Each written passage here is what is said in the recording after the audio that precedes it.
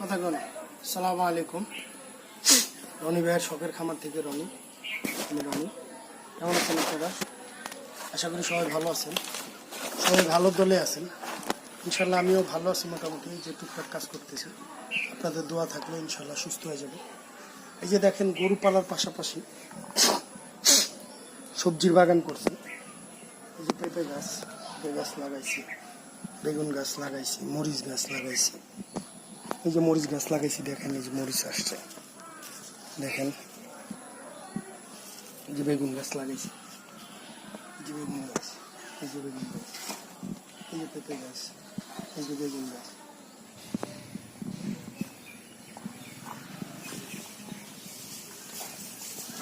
এই যে বেগুন গাছ, এই যে দেখেন ক্ষেতের বেগুন। এই যে আরো হয়েছে মাশাআল্লাহ। তো এইভাবেই আসলে নিজে খাওয়ার মতো যতটুকু সবজির প্রয়োজন, নিজে খাওয়ার জন্য যতটুকু সবজির প্রয়োজন ফ্যামিলি নিয়ে, ঠিক অতটুকুই করার চেষ্টা করছি।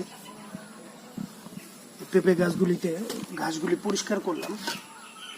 পেঁপে গাছগুলির গোড়ায় মাটি দিয়ে দিই, যাতে পেঁপে গাছগুলি সুন্দর মতো হয়। আর গোড়ায় মাটি দিলে গাছটা শক্তি পাবে, বুঝছেন না? এই শক্তি পাবে।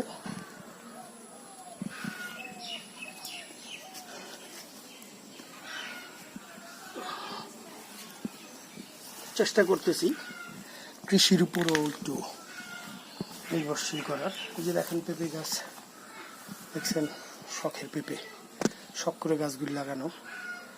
এই গাছগুলি, এই যে ধুন্দুল গাছ, ধুন্দুল লাগাইছি, ধুন্দুল গাছ, ধুন্দুল হয়েছে। এই যে ধুন্দুল হয়েছে, এই যে দেখেন।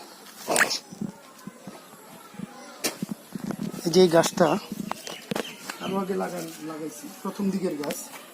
এটা পড়ে গেছে অতিরিক্ত বৃষ্টির কারণে, পেঁপেটা হয়েছে। অনেক কষ্ট করে এই যে খুঁটি দিয়ে আটকায় রাখছি। দোয়া করবেন যাতে আমার এই প্রচেষ্টাগুলি সফল হয়, আমি যাতে সফল একজন গ্রামের যে পরিবেশ, এই পরিবেশ নিয়ে একটু টাটকা শাকসবজি খেয়ে ছেলে মেয়েদের বউ বাচ্চাদের নিয়ে বেঁচে থাকতে পারি। আপনাদের মাঝে আবার নতুন কোনো ভিডিও নিয়ে আসবো। আমার জন্য দোয়া করবেন ইনশাআল্লাহ।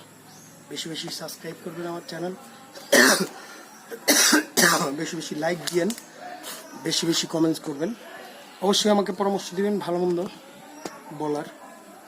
ঠিক আছে, আল্লাহ হাফেজ। নতুন কোনো ভিডিও নিয়ে আবার দেখা হবে। আসসালামু আলাইকুম।